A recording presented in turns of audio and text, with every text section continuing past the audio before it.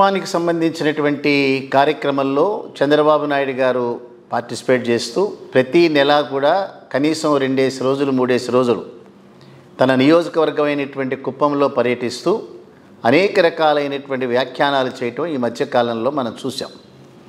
గడిచినటువంటి కాలంలో జరిగినటువంటి మార్పులు కనుక మనం చూస్తే ఒక 6-7 సార్లు ఇంతవరకు కూడా కుప్పం నియోజకవర్గం నుంచి ఎమ్మెల్యేగా గెలిచినటువంటి అనుభవం నారా చంద్రబాబు నాయుడు గారికి ఉంది.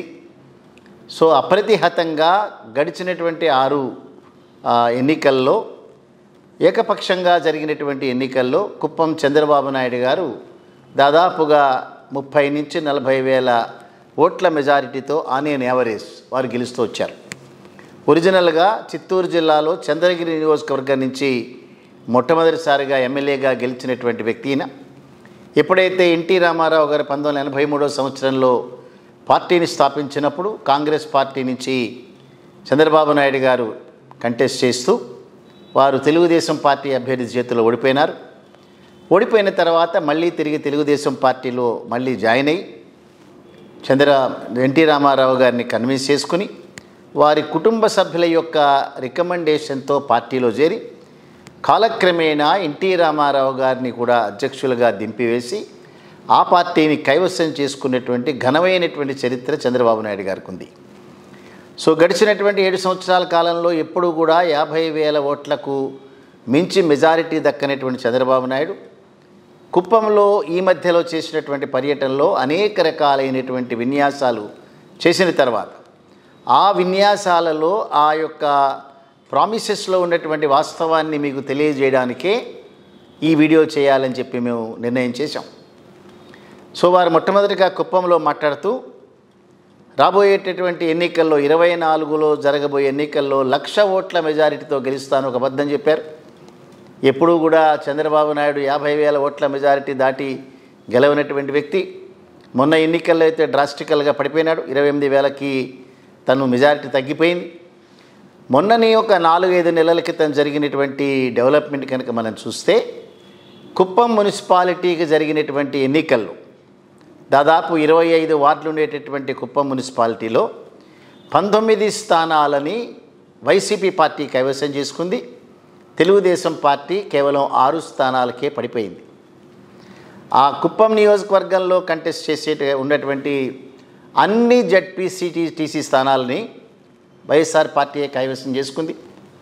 సో ఈ లోకల్ బాడీస్లో జరిగినటువంటి ఎన్నికలలో యొక్క ఆ ఫలితాలు కనుక మనం చూస్తే 24 ఎన్నికల్లో చంద్రబాబు నాయుడు గారి ఓటమి తథ్యం అనేటటువంటి సిగ్నల్స్ ఎప్పుడైతే వెళ్ళాయో తన నామినేషన్ కూడా కుప్పం పర్యటించనేటువంటి చంద్రబాబు నాయుడు తర్వాత జరిగినటువంటి అనేక సందర్భాల్లో చాలా పెద్ద పెద్ద మాటలే చెప్పినాడు. సో ఇవాళ కుప్పంలో మాట్లాడుతూ ఆయన అన్న మాటలు, కుప్పం నియోజకవర్గాన్ని వ్యవసాయపరంగా నేను రాబోయే రోజుల్లో అభివృద్ధి చేస్తాను, ఇక్కడ కూరగాయలు పండించడానికి నా సాయశక్తులా కృషి చేసి ఇక్కడ ఒక ఎయిర్పోర్ట్ని తీసుకుని వచ్చి కుప్పంలో విదేశాలకి దాన్ని సప్లై చేసేటటువంటి బాధ్యత నేను తీసుకుంటానని చెప్పారు. ఈ మధ్యకాలంలో రాజమండ్రి సెంట్రల్ జైల్లో 53 రోజులు వారు రిమాండ్ ఖైదీగా ఉన్న సందర్భంలో వారి యొక్క వైద్యులందరూ కూడా కోర్టు న్యాయస్థానానికి వారు ఇచ్చినటువంటి రిపోర్ట్లో ఈ మధ్యకాలంలో వారి మతి స్థిమితం కూడా సరిగ్గా లేదు అనేటటువంటి మాటలు మాట్లాడినారు. అనేక రకాలైనటువంటి వ్యాధులు వారిని ముట్టడించడమే కాకుండా వారికి శరీరంలోని ప్రతి భాగము ఏదో ఒక రకమైనటువంటి సమస్యతో ఎఫెక్ట్ అయిందన్నారు. చివరికి వారి యొక్క బయాప్సీని కూడా క్యాన్సర్ ఉందేమో అనుమానంతో బయాప్సీని పంపించామన్న రిపోర్టు వారే న్యాయస్థానానికి కోర్టు వారికి సమర్పించారు. సో ఇటువంటి సందర్భంలో వారు మాట్లాడుతూ నేను 15 సంవత్సరాల వయసు ఉన్నటువంటి పిల్లవాడి మాదిరిగా ఆలోచిస్తాను. చాలా అద్భుతమైనటువంటి అబద్ధం అది. అదే రకంగా రాబోయేటటువంటి 20 సంవత్సరాల కాలంలో ఏం జరగబోతుందో ఇప్పటి నుంచే నేను ఊహిస్తానని చెప్పారు.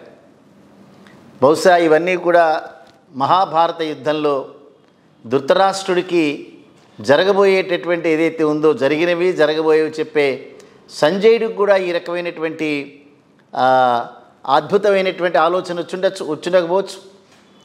సో కుప్పంలో ఏమాత్రం అభివృద్ధి చేయనటువంటి చంద్రబాబు నాయుడు, కనీసం దాన్ని మున్సిపాలిటీగా కూడా కన్వర్ట్ చేయనటువంటి చంద్రబాబు నాయుడు, కుప్పం నియోజకవర్గాన్ని ఎప్పుడూ కూడా సందర్శించినటువంటి చంద్రబాబు నాయుడు ఈ మధ్యకాలంలో నేను ఒక ఇల్లు కట్టుకుంటానని చెప్పారు. సో చివరికి జగన్మోహన్ రెడ్డి గారి ప్రభుత్వం చేసినటువంటి అనేక కార్యక్రమాల వలన ప్రభావితమైనటువంటి కుప్పం ప్రజలు వైసీపీ పార్టీని ఆదరిస్తున్నటువంటి సందర్భంలో గుబులు పుట్టినటువంటి చంద్రబాబు నాయుడు గారు ఇల్లే కట్టుకునేటటువంటి ఏర్పాట్లు చేశారు.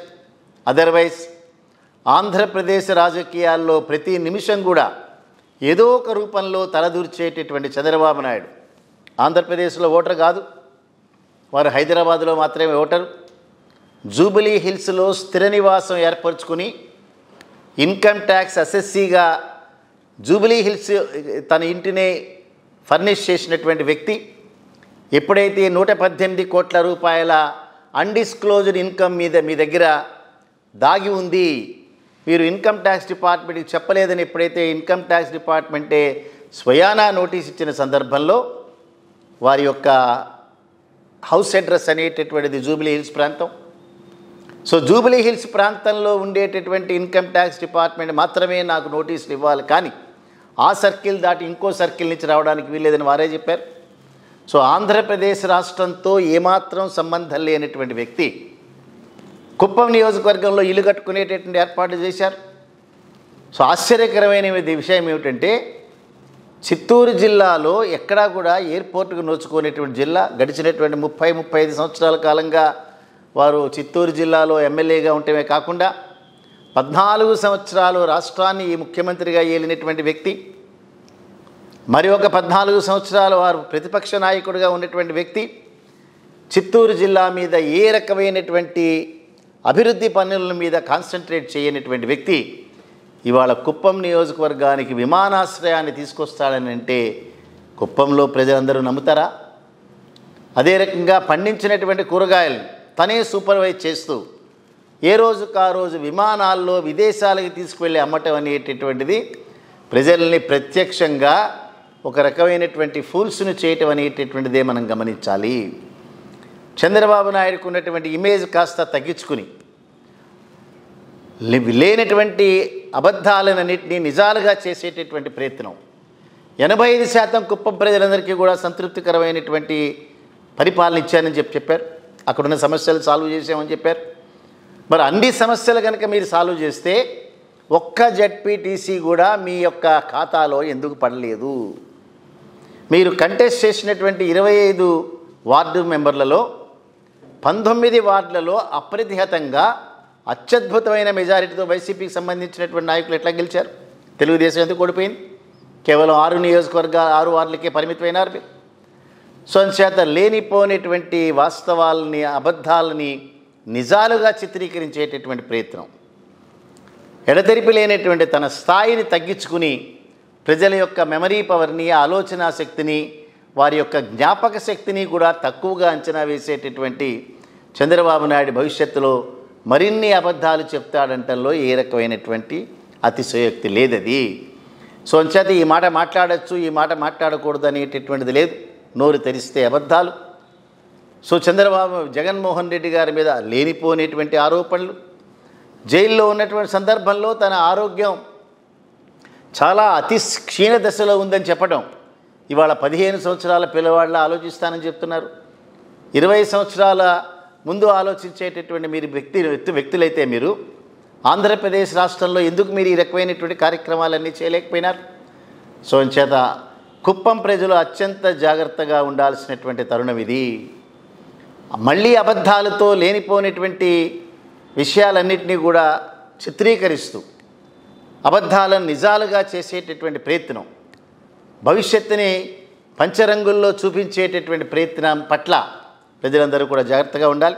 సో అంచేత చంద్రబాబు నాయుడు గారు చేసేటటువంటి విన్యాసాలు సగటు ఆంధ్రప్రదేశ్ ఓటర్కి నవ్వు తెప్పించేటట్టుగాను, అధికారం కోసం ఇంత దిగజారాలా అనిపించేటట్టుగా ఉన్నాయి. చూద్దాం ప్రజలందరి యొక్క రియాక్షను రేపు రాబోయేటటువంటి రోజుల్లో ఏ రకంగా చంద్రబాబు నాయుడు మీద ఉంటుంది. ఇప్పటికే భరత్ అనేటటువంటి వ్యక్తి ఆల్మోస్ట్ ఎన్నికవుతున్నట్లుగా కుప్పం ప్రజలు వారికి ఇచ్చిన సంకేతాలన్నీ కూడా అదే రూపంలో ఉంటాయి లేదా భవిష్యత్తులో మనం చూడాల్సినటువంటి అంశం.